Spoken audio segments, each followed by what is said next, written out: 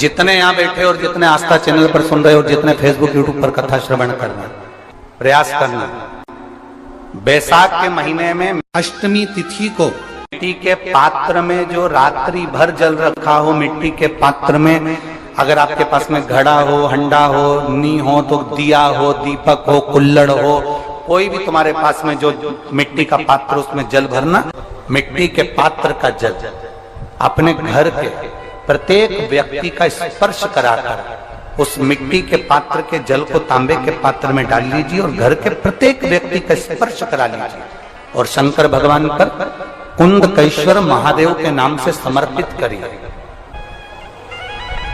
कभी जीवन में पीछे पलट कर देखने की जरूरत नहीं पड़ेगी। आप जाकर जल चढ़ाएंगे। आप भी बना लो एक नियम कि बैसाख महीने की शिवरात्रि यह भी शंकर भगवान को अपने दिल की बात कहते हुए, अपने मन की बात कहते हुए, रोग मुक्ति के लिए, कार्य सिद्धि के लिए, धन वैभव संपदा के लिए, समृद्धि के लिए मुझे भी जल चढ़ा, मैं भी जल चढ़ा। एक लोटा पानी शिव जी को, उसमें बेलपत्र डालने के बाद हेड में उस जल को, या कोई मट्टी का सकोरा हो, बर्तन हो, घड़ा हो, कलश हो, उसमें भरा हुआ रखा हो, वो तांबे के पात्र में डाल लो, उसको ले जाकर चढ़ाओ। और एक और चीज का ध्यान रखना,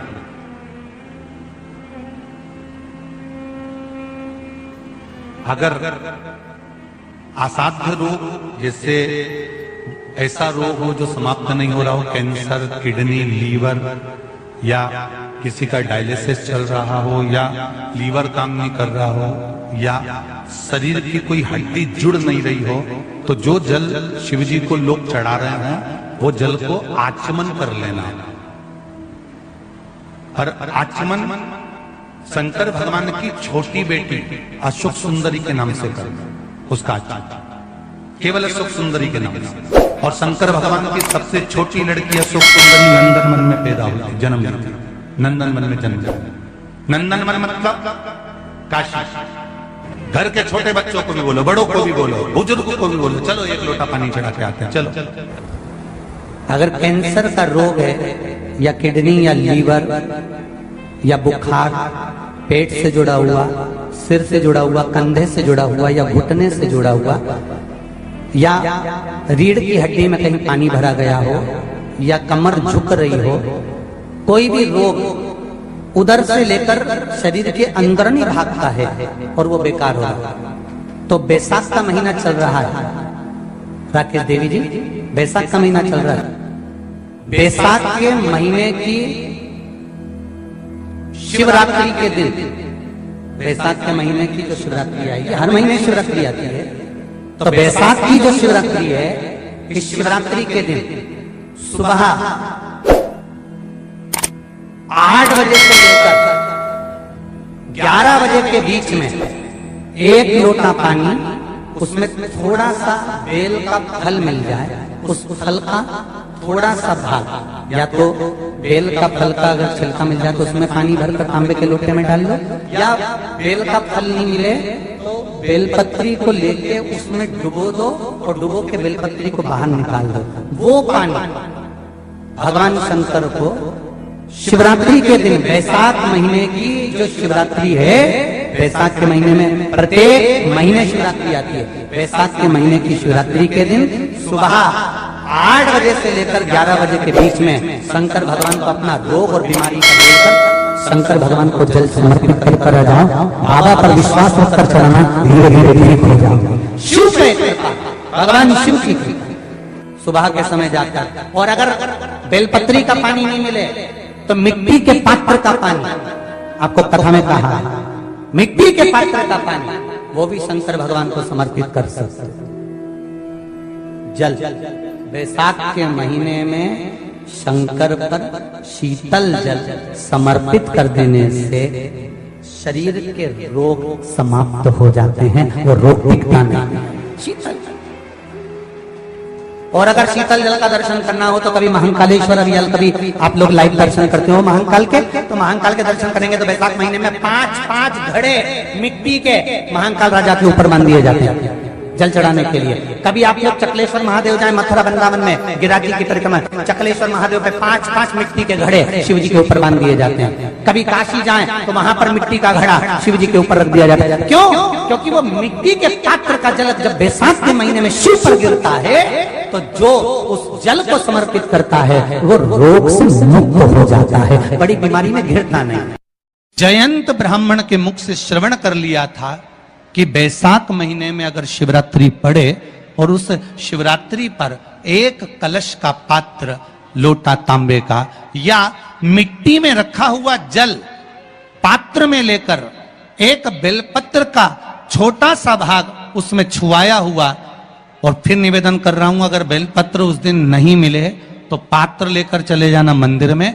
मंदिर में शंकर जी पे तो बेलपत्र चढ़ी होगी ना, अरे बोलो तो जरा, चढ़ी होगी ना। उसी बेलपत्र को धोकर फिर जल के पात्र में उसको छुआकर फिर शंकर भगवान को भावों से, दिल से जो चाहते हो, धन, वैभव, संपदा, सत्ता या रोग से मुक्ति, चाहे उदर से जुड़ी हो। हाँ, एक चीज का ध्यान करना, अगर संपदा के लिए, विवाह के लिए या विद्या के लिए या अन्य चीजों के लिए आप शिव जी को जल चढ़ा रहे हो तो उसके जल को उठाकर नहीं लाना है। और अगर रोग के लिए जल चढ़ा रहे हो कि मुझे ये तकलीफ है, घर में ये बीमारी चल रही है या रोग चल रहा है या किडनी का या लीवर का या कैंसर का या ब्लड प्रेशर का, तो जो जल तुमने समर्पित करा उसको लेकर आकर आचमन भी करना। कौन से दिन? जम के बोलो जरा। शिवरात्रि। शंकर कह रहे हैं, माँ उमा से, माँ पार्वती से मेरा महेश कह रहा है, मेरा बाबा भोलेनाथ, मेरा बाबा विश्वनाथ, मेरा त्रिकालदर्शी कैलाशी अविनाशी कह रहा है कि हे पार्वती,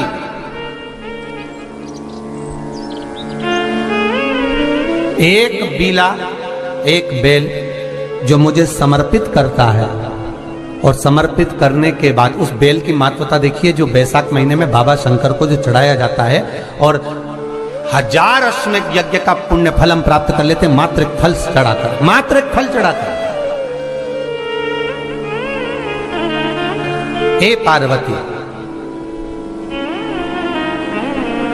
संसार का मनुष्य जब मुझे वो बेलपत्र समर्पित कर, वो बेल का फल समर्पित करता है, पार्वती वो फल जो मुझे चढ़ता है, फिर मैं भले नर्मदा के जल से निकला हुआ कंकर शंकर क्यों ना हूं, फिर चाहे मैं गंगा के जल से निकला हुआ कंकर शंकर क्यों ना हूं, चाहे फिर मैं यमुना के जल से निकला हुआ कंकर शंकर क्यों ना हूं, चाहे मैं सरयू के जल से निकला हुआ कंकर शंकर क्यों ना हूं, चाहे मंदाकिनी के जल से निकला हुआ कंकर शंकर क्यों ना हूं, ए पार्वती, फिर जो भी शिवलिंग पर वो बेल समर्पित होता है वो बेल उठाकर जीव अपने कार्य में ले सकता है। ये माँ उमा से कह रहा है। तो उस बेल की महत्वता जानेंगे।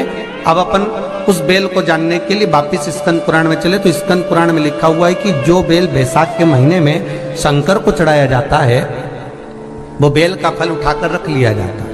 बैसाख के महीने में उस चढ़े हुए, बाकी का आपको बेल का फल खाना हो तो बात दूसरी, पर चढ़ा हुआ जो बेल का फल है वो पूरा बैसाख नहीं खाना। बैसाख के बाद में अगला जो महीना आए उस महीने के अंदर उस फल के अंदर का गुर्दा निकालकर उसको सुखा लीजिए और सुखाकर जिस व्यक्ति को पथरी की बीमारी हो और जिस व्यक्ति को पेट में बहुत भोजन पचता ही नहीं है, पूरा शरीर पाचन क्रिया बेकार हो गई, उस व्यक्ति को केवल 7 दिन तक शंकर पर चढ़ा हुआ वो बेलपत्र प्रदान कर दीजिए।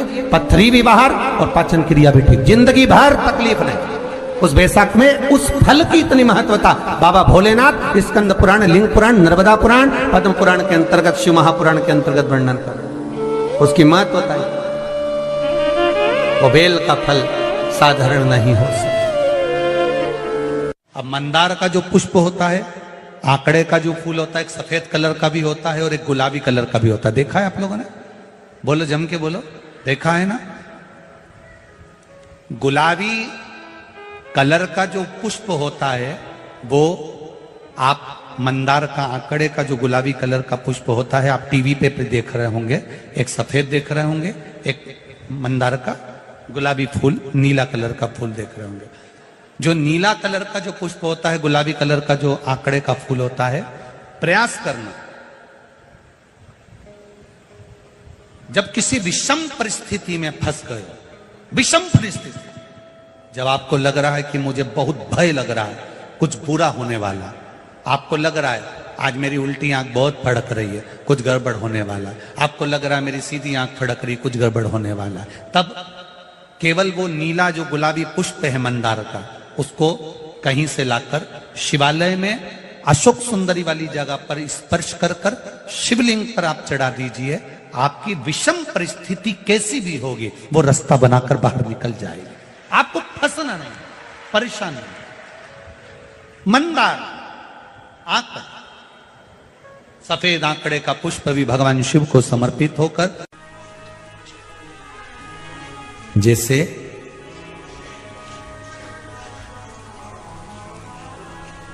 बेले के फल का गुर्दा, बेल का जो फल होता है, बेलपत्री का फल, उसका जैसे गुर्दा, उसके अंदर का जो भाग होता है बेल का, वो गुर्दा,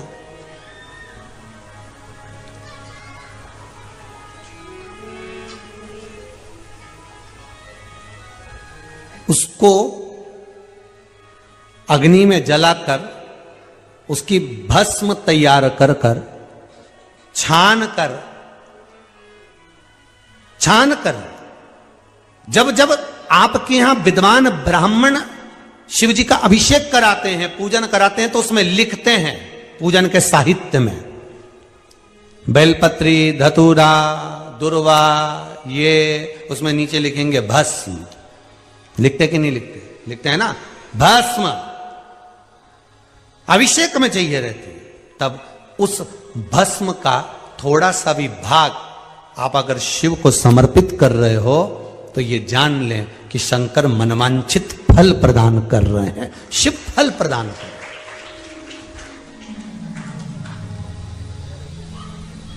महाराज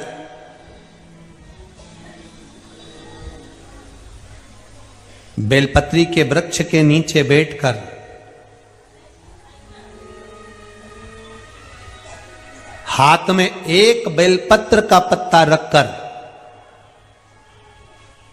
आप पंचाक्षर मंत्र नमः शिवाय, ओम नमः शिवाय या श्री शिवाय नमस्तुभ्यम या महामृत्युंजय मंत्र का स्मरण कर रहे हो, पर डंडी का भाग अपनी ओर, बेलपत्र की बीच वाली पत्ती का भाग बीच वाली उंगली की ओर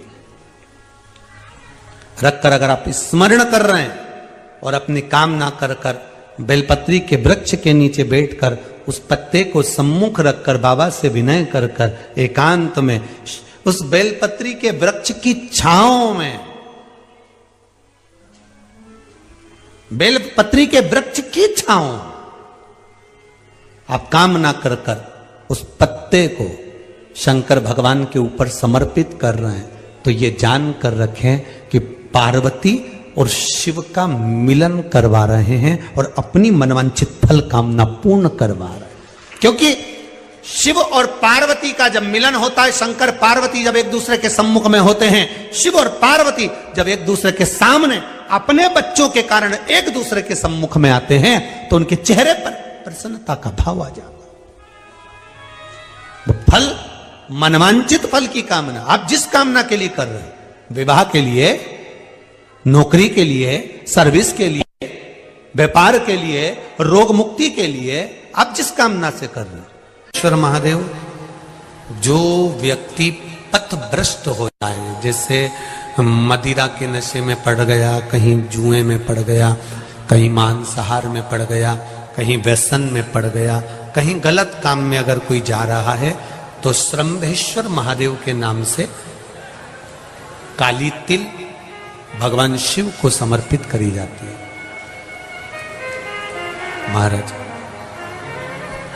काली तिल को वापस उठाकर ले आते हैं, उसी काली तिल को जो मदिरा का नशा करने वाला होता है या जो गलत व्यसन में डूबा हुआ होता है, उसको वो सुबह के समय अगर नहीं खाता तो भोजन के साथ उसको दिया जाता है। श्रंभेश्वर महादेव,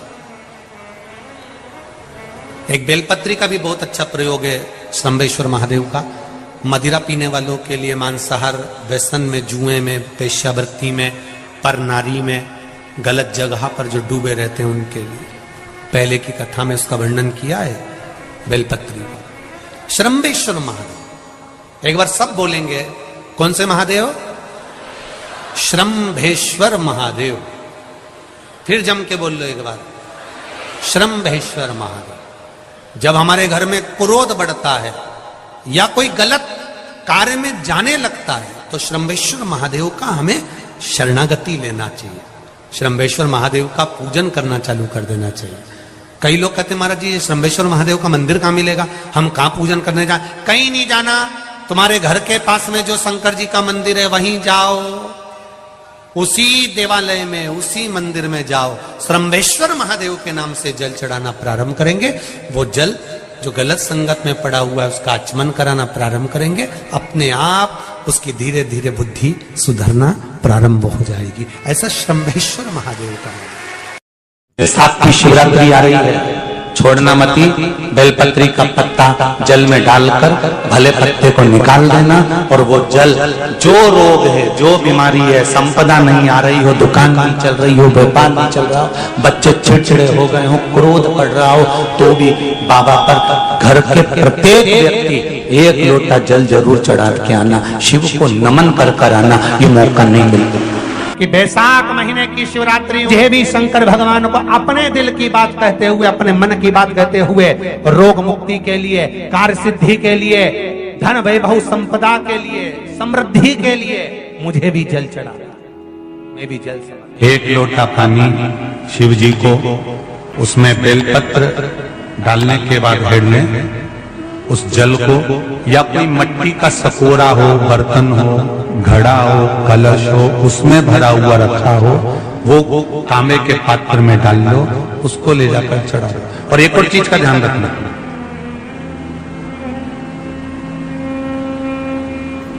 अगर असाध्य रोग, जैसे ऐसा रोग हो जो समाप्त नहीं हो रहा हो, कैंसर, किडनी, लीवर, या किसी का डायलिसिस चल रहा हो, या लीवर काम नहीं कर रहा हो, या शरीर की कोई हड्डी जुड़ नहीं रही हो, तो जो जल शिव जी को लोग चढ़ा रहे हैं वो जल को आचमन कर लेना। और आचमन शंकर भगवान की छोटी बेटी अशोक सुंदरी के नाम से करना, उसका आचमन केवल अशोक सुंदरी के नाम से। और शंकर भगवान की सबसे छोटी लड़की अशोक सुंदरी नंदन में पैदा हुई, जन्म नंदन वन में जन्म। नंदन वन मतलब काशी। घर के छोटे बच्चों को भी बोलो, बड़ों को भी बोलो, बुजुर्गों को भी बोलो, चलो एक लोटा पानी चढ़ा के आते हैं, चलो। अगर कैंसर का रोग है, या किडनी, या लीवर, या बुखार, पेट से जुड़ा हुआ, सिर से जुड़ा हुआ, कंधे से जुड़ा हुआ, या घुटने से जुड़ा हुआ, या रीढ़ की हड्डी में कहीं पानी भरा गया हो, या कमर झुक रही हो, कोई भी रोग उधर से लेकर शरीर के अंदर ही भागता है और वो बेकार होगा। तो बैसाख का महीना चल रहा है राकेश देवी जी, बैसाख का महीना चल रहा है। बैसाख के महीने की शिवरात्रि के दिन, बैसाख के महीने की जो शिवरात्रि आएगी, हर महीने शिवरात्रि आती है, तो बैसाख की जो शिवरात्रि है, इस शिवरात्रि के दिन सुबह 8 बजे से 11 बजे के बीच में एक लोटा पानी, उसमें थोड़ा सा बेल का फल मिल जाए, उस फल का थोड़ा सा भाग, या तो बेल का फल का अगर छिलका मिल जाए तो उसमें पानी भरकर तांबे के लोटे में डाल लो, या बेल का फल नहीं मिले तो बेलपत्री को लेके उसमें डुबो दो और डुबो के बेलपत्री को बाहर निकाल दो। वो पानी भगवान शंकर को शिवरात्रि के दिन, बैसाख महीने की जो शिवरात्रि है, बैसाख के महीने में प्रत्येक महीने शिवरात्रि आती है, बैसाख के महीने की शिवरात्रि के दिन सुबह 8 बजे से लेकर 11 बजे के बीच में शंकर भगवान को अपना रोग और बीमारी, शंकर भगवान को जल समर्पित कर बाबा पर विश्वास रखकर चढ़ाना। शिव से भगवान शिव की सुबह के समय जाकर, और अगर बेलपत्री का पानी नहीं मिले तो मिट्टी के पात्र का पानी, आपको कथा में कहा, मिट्टी के पात्र का पानी वो भी शंकर भगवान को समर्पित कर सकते। जल बैसाख के महीने में शंकर पर शीतल जल समर्पित कर देने से शरीर के रोग समाप्त हो जाते हैं और रोग दिखता नहीं। शीतल, और अगर शीतल जल का दर्शन करना हो तो कभी महाकालेश्वर अभियान कभी आप लोग लाइव दर्शन करते हो महाकाल के, तो महाकाल के दर्शन करेंगे तो वैशाख महीने में 5-5 घड़े मिट्टी के महाकाल राजा के ऊपर मान दिए जाते हैं जल चढ़ाने के लिए। कभी आप लोग चकलेश्वर महादेव जाए मथुरा वृंदावन में गिराकी की परिक्रमा, चकलेश्वर महादेव पे 5-5 मिट्टी के घड़े शिव जी के ऊपर बांध दिए जाते हैं। कभी काशी जाए तो वहां पर मिट्टी का घड़ा शिव जी के ऊपर रख दिया जाता है। क्यों? क्योंकि वो मिट्टी के पात्र का जल जब बैसाख के महीने में शिव पर गिरता है तो जो उस जल को समर्पित करता है वो रोग से मुक्त हो जाता है, बड़ी बीमारी में घिरता नहीं। बैसाख के महीने में सत्तू जरूर खाओ, और सत्तू चाइना से नहीं आएगा, इंडिया में बनेगा। श्रीमद् महापुराण की कथा कहती है कि शंकर भगवान के शिवलिंग से लेकर जलाधारी में कुछ स्थान ऐसे हैं वहां पर हमारा मात्र स्पर्श कर अपने दिल की बात कह देने पर भी कार्य सफल हो जाता है। तुम जल चढ़ाओ मत चढ़ाओ, तुम बेलपत्र चढ़ाओ मत चढ़ाओ, तुम धतूरा चढ़ाओ मत चढ़ाओ, पर दिल से अगर तुमने कहा तो उसका फल मिलेगा। सत्तू 12 महीने खाओ मत खाओ। कौन सा महीना?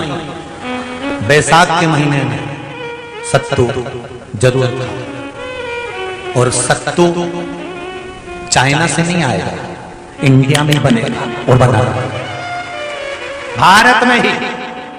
मरने का 47वां दिन, जब मरेंगे तब गरुड़ पुराण बचेगी, पहले ही सुन लो। और जिसके पास में गरुड़ पुराण नहीं हो तो पंडित जी से मंगवा कर फिर पढ़ के देख लेना। मरने के 47वें दिन 47 डेज 47वें दिन किस चीज का दान तुम्हारे सामने आता है? मरने के 47वें दिन। 10 दिन तक तो जीवात्मा घर की अटारी फिर थी, मरने के बाद 12वें के दिन चली जाती है। उसके बाद में जब 47वां दिन आता है तो 47वें दिन जीवात्मा को क्या दान करा जाता है? व्यक्ति ने क्या पुण्य करा होता है कि उसको नरक नहीं भोगना पड़ता, बेतरणी नहीं भोगना पड़ती, वो सीधे बेतरणी से पार उतर जाता है। वो किस चीज का दान है? तो कहा शिव महापुराण में, गरुड़ पुराण में, कि वो सत्तू का दान है जो बैसाख महीने में करा जाता है। सत्तू का दान 3 चीजों से मिलकर बनता है। जौ, बोलते जाओ जल्दी, गेहूं, चना, ये 3 चीज से मिलकर बनता है। इसमें जो बारीक बारीक कण होते हैं, जितने जितने 3 चीज के मिले हुए बारीक बारीक कण होते हैं, ये जब दान किया जाता है सत्तू का, तब ये बेतरणी करने के लिए 47वें दिन इस जीवात्मा ने अगर सत्तू का दान करा होता है या सत्तू का सेवन बैसाख के महीने में करा होता है तो उसको बेतरणी नहीं भोगना पड़ती, डायरेक्ट सीधे रत्नाम उज्जैन से डायरेक्ट। मैंने भी तो ये पूछा किस किस क्या बनता है, मैं अभी थोड़ी ना कि अभी बन गया। बैसाख में बनता तो होगा। पहले गांव के लोग तीरथ करने जाते थे, गांव का लोग जब तीरथ करने जाता था कोई सामान नहीं लिया, सत्तू बांधी पोटली में धरा यूं और पानी में घोलिया और नमक डालिया या शक्कर या गुड़ घोल के और पी के वही चले। आज के अब जब सैनिक युद्ध करने जाता है, थक जाता है, बहुत थकान हो जाती है, जब उससे देखा जाता है तो सैनिक का जो कमांडर होता है वो सत्तू मंगवाता है और गिलास में घोल घोल कर पूरी सेना को पिलवाकर फिर युद्ध में उतार देता है। फिर युद्ध में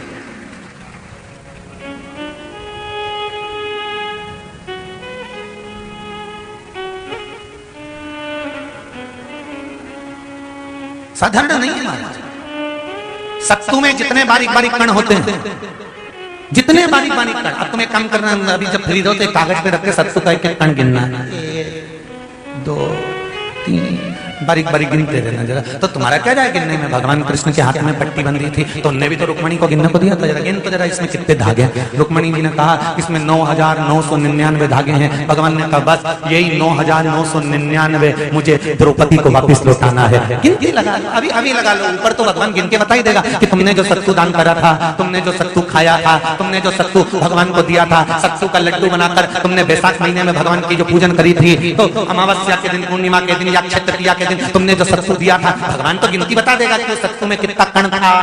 और अगर नहीं बताए तो तुम आंदोलन पे बैठ जाओगे कि हमें बताओ पहले हमने कितना सत्तू दिया था, उसमें कितने कण थे, बताना पड़ा।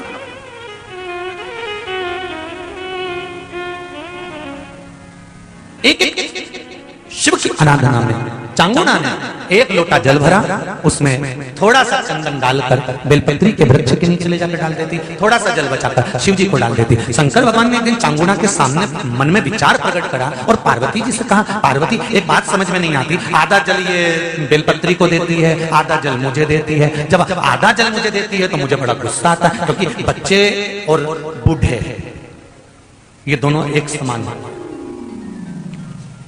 बच्चों को थोड़ा सा भी उसकी सामग्री में से, उसकी चॉइस की चीज में से तोड़ के अगर दूसरे को दे दिया तो बच्चा यूं फेंकेगा खुद जाके और मुंह फुला के बैठ जाएगा, नहीं खाऊं नहीं खाऊं। मां समझाए थारे ही भाई है रे, होगा नीचे मेरे को ऐसा भाई जो मेरा ही हिस्सा खा जा, मुझे तो पूरा ही।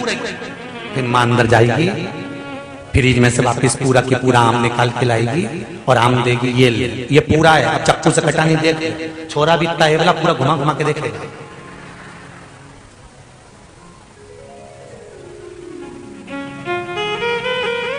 पूरा देख लिया तब नहीं। बच्चा ऐसे ही बुजुर्ग व्यक्ति होता है, बूढ़ा, पति को भोजन दिया तो उसमें चटनी रख दी, जीरा मन रख दिया, पापड़ सेक के रख दिया, और बुढ़ा व्यक्ति जब भोजन करा तो उसमें कहीं नहीं, तो बूढ़े की निगाह में तो आ ही जाता है कि बताओ अपनी तो वैल्यू भेज गई। तो बच्चे के मन में और बुजुर्ग के मन में आ जाता है, बच्चा और बूढ़ा एक साथ। भगवान ने कहा ये आधा जल कहां डोल के आती है?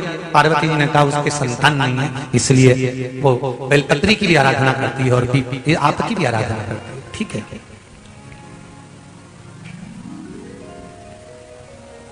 भगवान देवादिदेव महादेव ने देखा चांगुना ने बहुत सेवा कर ली। आज भगवान सुंदर एक संत का रूप धरकर चांगुना के दरवाजे पर पहुंच गए, अलग जगह। चांगुना दौड़ कर आई, बाबा जी आइए, क्या लाऊं मैं आपके लिए? भिक्षाम देहि, भिक्षाम देहि। बाबा ने सब दूर से भिक्षा ली और चांगुना जैसे परात भरकर रानी चांगुना देवी खूब सारा सामान लेकर आई, तो बाबा ने मना कर दिया, मैं आपके हाथ की भिक्षा नहीं ले सकता, मुझे नहीं लेना। क्यों? कहा आपकी संतान नहीं है,